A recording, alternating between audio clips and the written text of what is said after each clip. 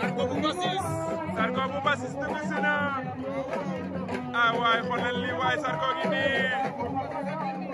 ah loolu dina neex waay bi poids lourd moo nar a neex Zarko bu Massis arrivé na fi ci Ndiaye Wolof waaw 4e journée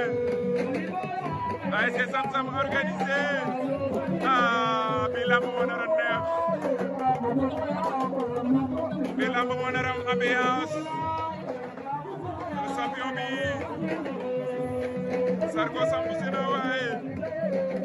ay mu ngay ñaan waaye yàlla jël fa ndam li waaye nee naa leen 500 000 yombul liggéey daa métti ah champion baa ngi noonu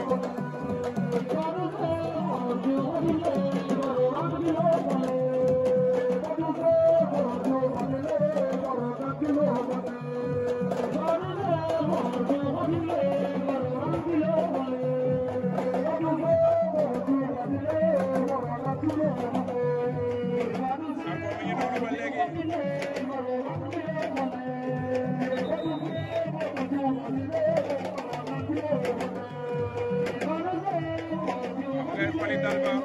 fan lay jaar Zarko Massis a ngi noonu di dem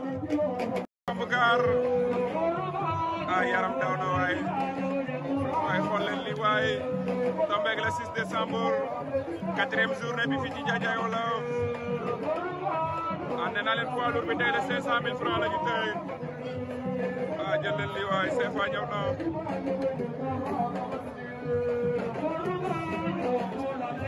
di nga koy amee en bonne image ci D-Media TV 2 l'ancien leader CFA mooy daw di wër noonu ay mam ñëw na waaye mama ngi nii waaye jël leen ko tuuti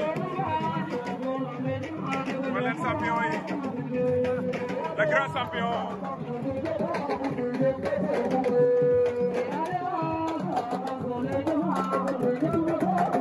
CFA mi ngi noonu mama ngi dalee